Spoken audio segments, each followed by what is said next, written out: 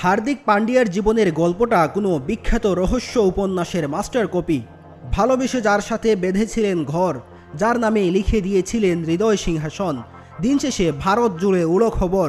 রোহিত পরবর্তী যাকে ভাবা হচ্ছিল ভারতের নতুন ক্যাপ্টেন, সেই নয়া সম্রাটের সাথে বিচ্ছেদ চান মহারানী। তবে সিংহাসন ছাড়লেও তিনি চান তার ভাগ। পই পই করে লিখে নিয়ে যেতে চান হার্দিকের সম্পত্তির 70%। কথায় আছে, প্রেম মানুষকে অন্ধ করে দেয়, তবে কখনো কখনো মানুষকে লোভীও বানায়। সেই লোভ থেকে জন্ম হয় পাপ, আর পাপ থেকে হয় ডিভোর্স। অন্তত হার্দিক পান্ডিয়ার স্ত্রী সাইবেরিয়ান মডেল নাতাশা স্টানকোভিচের এমন স্ট্যান্ডবাজিতে সবাই একথা বলতেই পারেন। নতুন করে ইতিহাস লেখা হলে বড় অক্ষরে একটা অধ্যায় বাড়ানো যেতেই পারে। ভারতবর্ষে সবাই সুলতানা রাজিয়া হতে পারেন না। কেউ কেউ লোভে পড়ে সম্রাটের বুকে ছুরি চালাতে গিয়ে হয়ে ওঠেন আধুনিক যুগের ঘসেটি বেগম। গত কয়েকদিন আগেই ইনস্টাগ্রামে হার্দিক পান্ডিয়ার স্ত্রীর রহস্যময় স্ট্যাটাস, শিগগিরই কেউ একজন পথে বসবে। ওই একটা পোস্টকে ঘিরেই আলোড়ন।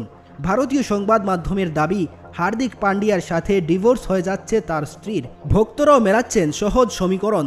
হার্দিক পান্ডিয়া মাঠে নামলেই গ্যালারিতে আসতেন নাতাশা, অথচ পুরো আইপিএল জুড়ে একবারও তাকে দেখা গেল না মাঠে। ইনস্টাগ্রাম অ্যাকাউন্টেও দুজনের ছবিগুলো গায়েব। তবে কি বিচ্ছেদের পথেই হাঁটছেন ভারতীয় সুপারস্টার?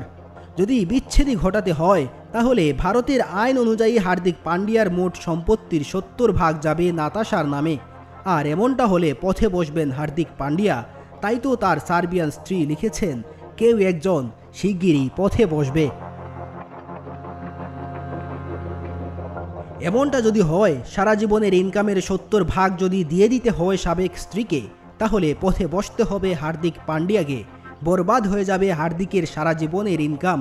তবে থ্রিলার সিনেমা কিংবা রহস্য উপন্যাসে যেমন হঠাৎ ঘটনা মোড় নেয়, অন্যদিকে সবাইকে তাক লাগিয়ে দিয়ে নায়ক বনে যান কেউ একজন।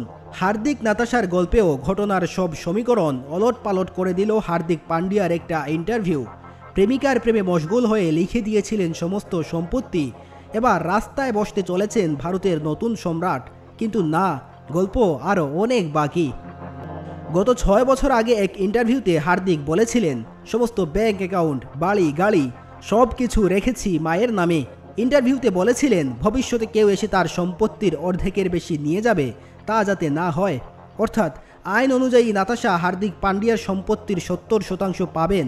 তবে মায়ের নামে লিখে দেওয়ার পর যদি কিছু অবশিষ্ট থাকে, তাহলে সেটাই পাবেন মিসেস এক্স পান্ডিয়া। পান্ডিয়ার এমন ট্রিক্স, এর আগে একই কাজ করেছিলেন ফুটবলের আরেক তারকা আশরাফ হাকিমি। পিএসজি তারকা নিজের সমস্ত সম্পত্তি লিখে দিয়েছিলেন মায়ের নামে। হাকিমির স্ত্রীও ডিভোর্সের পর অর্ধেক সম্পত্তি দাবি করলে আদালত থেকে বলা হয়েছিল তার সমস্ত সম্পত্তি মায়ের নামে লিখে দেওয়া। হাকিমি কার্যত পথের ফকির। বিবাহ বিচ্ছেদ হলে কেউ তো আর শাশুড়ির সম্পত্তিতে ভাগ দাবি করতে পারে না। পান্ডিয়াদের এমন ট্রিক্স থেকে শিক্ষা নিয়ে সোশ্যাল মিডিয়ায় অনেকে বলছেন, একটু চালাক না হলে দুনিয়ায় টিকে থাকা মুশকিল।